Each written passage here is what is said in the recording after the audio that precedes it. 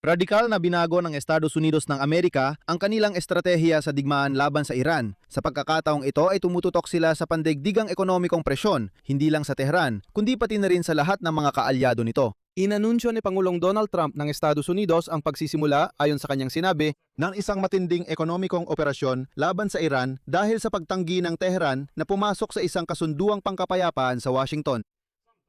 Agad ding nagbabala si Trump sa lahat ng mga bansa na nais tumulong sa Iran na makaligtas sa blokadang ito, na sila ay sasailalim sa ekonomikong presyon mula sa Washington.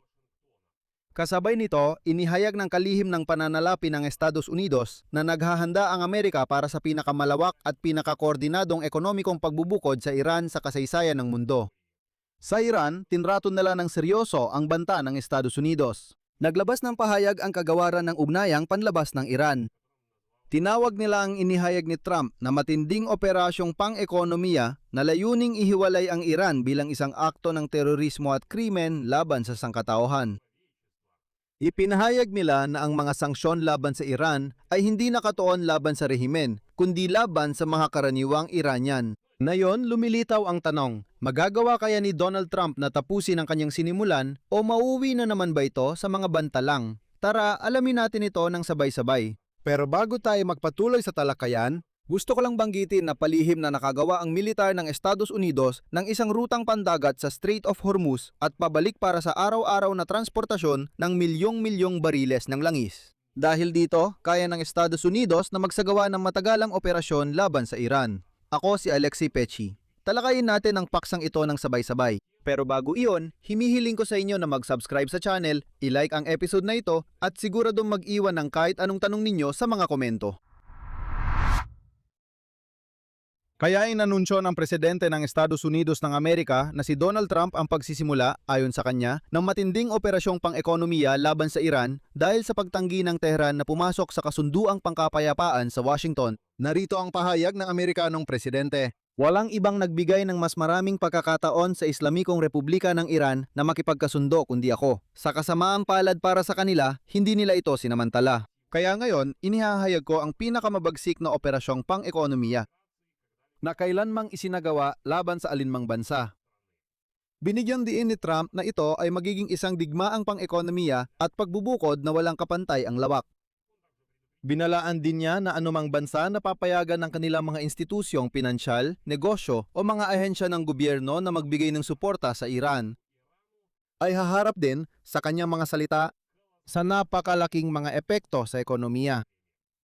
Pagpupuslit ng langis, mga swap line, mga remittance, mga money changer, mga rehistro ng barko, mga dami na kumpanya. Lahat ng ito ay dapat agad na itigil ayon kay Donald Trump.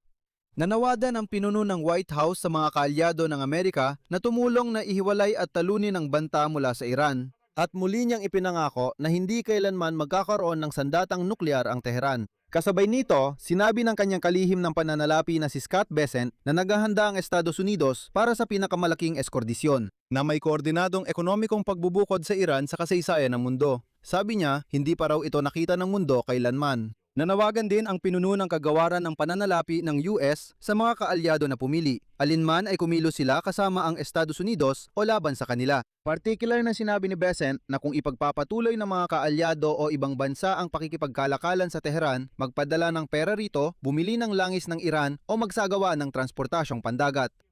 Agad na gagamitin ng kagawaran ng pananalapi at ng embahada ng Estados Unidos ang lahat ng kanilang kapangyarihan at lakas upang matiyak ang pagpapatupad ng mga ipinataw na hakbang laban sa kanila. At mahalagang banggitin dito na may instrumento si Donald Trump para sa ganitong uri ng presyur. Dahil paalala ko lang, kamakailan ay inaprubahan na ng Senado ang panukalang batas ng yumaong senador na si Lindsey Graham na nakatuon sa paglalagay ng pressure sa Russia sa pamamagitan ng mga sanksyon.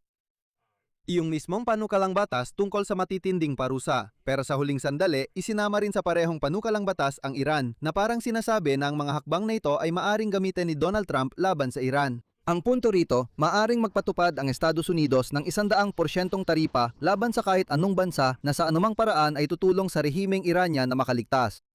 Nauna nang iniulat ng mga source ng CNN sa hanay ng mga Amerikanong opisyal na inutusan ni Donald Trump na itigil ang anumang negosasyon sa Iran dahil sa hindi kahandaang magbigay ng konsesyon ng Tehran. Ayon sa kanila, sa administrasyon ng Pangulo, tumigil na sila sa mga pagtatangkang sa kanilang mga salita, agad-agad pabagsakin ng Iran at nagpasya na lamang na pasukuyin ito sa pamamagitan ng mga hakbang na pang-ekonomiya. Idinagdag ni Scott Bessent ang kalihim ng pananalapi ng Estados Unidos na naghahanda ang Washington ng mga walang kapantay na hakbang para gipitin ang Tehran, na nakatuon sa paglilimita ng kalakalan sa Islamikong Republika at maaring makaapekto sa mga bumibili ng langis ng Iran. Dito syempre, lumilitaw ang tanong kung sino nga ba ang bumibili ng langis ng Iran. At ayon sa ahensyang Reuters, ang pinakamalamang na paraan upang palakasin ang presyon sa Iran ay magpatupad ng mga parusa laban sa mga refinerya ng langis at mga bangko ng China na patuloy pa ring nakikipagtrabaho sa mga tagapagtustos ng langis mula sa Iran. Gayunpaman, ang ganitong hakbang ay maaaring magdulot ng mga ganting aksyon mula sa Beijing at makaapekto sa pandaigdigang pamilihan ng enerhiya. Sa parehong panahon, nagbigay ng komento ang Iran tungkol sa pagdedeklara ni Trump ng digmaang pang-ekonomiya laban sa kanilang bansa. Naglabas ng pahayag ang kagawaran ng ugnayang panlabas ng Iran, kung saan tinawag nila ang idineklarang malupit na operasyong pang-ekonomiya ni Trump na may layuning ihiwalay ang Iran bilang isang akto ng terorismo at krimen laban sa sangkatauhan. Ibig sabihin, ang rehimen sa Iran na pumatay ng 10,000 tao noong mga protesta ay nagsasabi ngayon na ito ay isang krimen laban sa sangkatauhan. Sige, hayaan ninyong magbigay ako ng sipi mula sa opisyal na pahayag ng kagawaran ng ugnayang panlabas ng Iran. Ang mga ekonomikong parusa ng Estados Unidos laban sa Iran na nakadirekta laban sa mga pangunahing karapatan ng bawat mamamayang Iranian ay isang anyo ng ekonomikong terorismo at isang krimen laban sa sangkatauhan at ang mga tao na nagbibigay ng utos para ipatupad ang mga parusang ito at nagsasagawa ng mga ito para sa paggawa ng ganitong karumal-dumal na mga krimen ay dapat humarap sa hukuman at maparusahan. Ang mga parusa at ekonomikong presyon ay ang kabilang panig ng iisang barya gaya ng militar, masakit na agresyon. Ang mapaminsalang pagdepende ng Estados Unidos sa dalawang kasangkapang ito ay hindi lang nagdudulot ng tunay na banta sa pandaigdigang kapayapaan at seguridad, kundi nagdala rin sa sibilisasyon ng tao sa walang kapantay na moral na pagbulusok. Pasensya na, hindi ko mapigilan ang sarili ko kapag nababasa ko ang mga ganitong pahayag mula sa kagawaran ng ugnayang panlabas ng Iran. Naalala nila, parang mga Ruso sila. Ganon din ang mga Ruso kapag sila ay sinisimulang hampasin sa muka. Naaalala ng mga Ruso ang international na batas tungkol sa pagiging makatao, tungkol sa karapatang pantao, tungkol sa mga international na hakbang sa seguridad at iba pa. Pero kapag sila mismo ang nakikidigma, hindi nila ito naalala. At gusto ko lang ipaalala na ang Iran sa loob ng maraming taon, kahit dekada pa, hindi lang basta sila ang nagdulot ng kaguluhan sa rehiyon, pero pinondohan at inarmasan din nila ang Hezbollah sa Lebanon para lumaban sa Israel. Ang tinatawag na Axis of Resistance sa Iraq, ang mga Houthi sa Yemen, at sa ilang antas pati ang Hamas sa Gaza Strip. At sa totoo lang, pinondohan nila ang terorismo sa riyon na yun lang sila natauhan. Pero kailangan pa ring aminin na natakot ang Iran sa banta na ito dahil alam ng rehimen sa Tehran na nagbago na talaga ang sitwasyon sa Strait of Hormuz. Iniulat ng ahensyang Axios na palihim na lumika ang militar ng Estados Unidos ng isang shipping corridor sa Strait of Hormuz at pabalik para sa araw-araw na transportasyon ng milyong-milyong bariles ng langis. Ayon sa ulat, sa ilalim ng operasyong isinasagawa na ng ilang linggo, tuwing gabi, may 15 hanggang 20 oil tanker ang pumapasok at lumalabas sa Kipot sa pamamagitan ng timog na kanal na dumadaan sa baybayin ng Oman. Ayon sa mga opisyal, humigit kumulang 10 milyong bariles ng langis ang naipapadala araw-araw mula sa Kipot. Ito ay halos kalahati ng dami bago ang digmaan. Ang ganitong sitwasyon ay nagpapagaan sa isa sa mga pinakamasakit na aspeto ng digmaan na ito, partikular ang pagkaantala sa supply ng langis na nagdulot ng biglaang pagtaas ng presyo ng krudo. Bagaman ang dami ng langis na inilalabas mula sa Kipot ay mas mababa pa rin kaysa sa antas bago ang digmaan, ito ay may kapansin-pansing epekto sa pandigdigang supply. At ngayon, ang working group na pinamumunuan ng militar ng Estados Unidos ay nakikipag-ugnayan sa mga reyonal na kasosyo sa mga bansa sa Persian Gulf. Gumagawa sila ng araw-araw na listahan ng mga barkong umalis mula sa Persian Gulf sa pamamagitan ng Strait of Hormuz patungong Arabian Sea. Pati na rin ang listahan ng mga nirentahang walang lamang tanker na bumibiyahe mula sa Arabian Sea papunta sa mga daungan ng mga bansa sa Persian Gulf sa pamamagitan ng Strait of Hormuz para magkarga muli ng langis. Tuwing gabi, ang mga barkong ito ay dumadaan sa isang malaking ruta sa loob ng tiyak na oras. At sa isang malaking ruta pabalik sa ibang oras, para may sapat na lakas ang hukbong Amerikano na mag-escort papunta at pabalik. Ipinapahayag na naging posible ang operasyon dahil sa kamakailang 2 linggong kampanya militar ng Central Command ng US kung saan hindi na napagana ang mga Iranian radar at mga sistema ng pagmamanman sa dagat. Ngayon, hindi na nakikita ng Iran ang lahat ng dumadaang barko. Ibig sabihin, hindi na sapat ang mga radar at dahil dito, maaring may tago ang mga barkong ito. At sa ganitong kalagayan, inihayag ni Trump na hindi na nakikipag-usap ang US sa Iran dahil nabawasan na ang banta sa kipot kahit na nananatili pa rin ito. Pero kailangan pa ring maintindihan na ang bagong estratehiya ni Donald Trump sa ekonomikong pagsakal ay may mga kahinaan din. Para tuluyang masira ang ekonomiya ng Iran, aabutin ito ng mga buwan o kahit taon. Mangailangan ito ng estratehikong pasensya na halos hindi ipinapakita ni Trump. Hindi mag-isa ang Iran kung ipagpapalagay nito na mapapagod si Trump sa kanyang bagong plano bago pa ito magbunga ng mga resulta.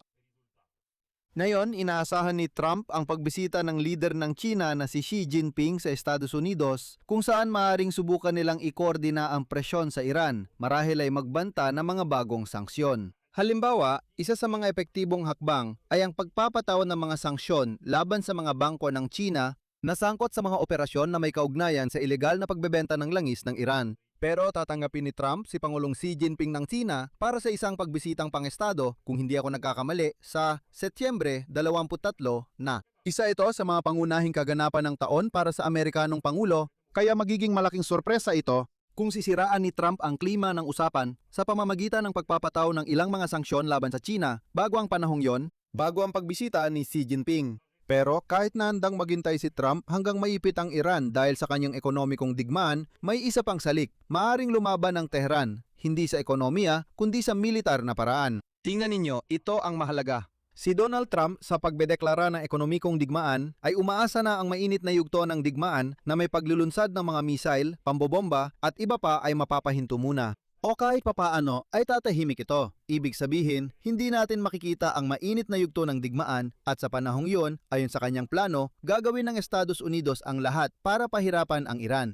Pero may matibay na dahilan ang Iran para tanggihan paumanhin si Donald Trump sa kanyang pagtatangkang patahimikin ang sitwasyon habang papalapit ang halalan sa Estados Unidos na yung taglagas. Bukod pa rito, may geopolitical na motibo ang Iran para palalain pa ang tensyon upang mapanatili ang kanilang pangunahing tagumpay sa militar, ang kakayahang pabagalin ang paggalaw ng mga barko na dumadaan sa kipot ng Hormuz. Ang mga bagong pag-atake ng mga drone o missile sa mga barko ay magpapataas ng gastusing pang-ekonomiya para sa mga botanteng Amerikano at magpapaalala sa kanila na ang digmaan ay hindi pa tapos. Na ang katotohanan na si Trump ay lumilipat mula sa mainit na yugto ng digmaan patungo sa ekonomikong digmaan. Hindi ibig sabihin na ang kabilang panig, ibig sabihin ang kalaban ay titigil din at hihinto sa lahat ng kanilang mga pag-atake. Paalala ko lang, kahapon ay nagbigay na ng pahiwatig ang Iran na handa silang subukan na atakihin ang mga base militar sa Europa, partikular na ang mga base ng Amerika sa silangang Europa. Kaya dito, syempre, madandang itsura ng estratehiya. Ayon sa plano ni Trump, dapat nitong tuluyang sakali ng rehimen ng Iran. Pero sa kabilang banda, hindi natin dapat kalimutan na halos 50 taon nang nasa ilalim ng mga sanksyon ang rehimen ng Iran. Kaya kung ano ang maiisip na bago ni Trump dito, panahon lang ang makakapagsabi. Dito ako maglalagay ng ellipsis. Ang inyong opinyon, ang inyong mga konklusyon. Isulat ninyo sa mga komento sa ilalim ng episode na ito, mag-subscribe sa channel, pindutin ang kampanilya at huwag kalimutang mag-like. Kung gusto ninyong suportahan ang trabaho ng YouTube channel na ito, maaari ninyong gawin ito sa pamamagitan ng kahit anong donasyon gamit ang mga link at detalye sa description ng video na ito. Iyan lang po, ingatan ninyo ang inyong sarili. Paalam sa lahat.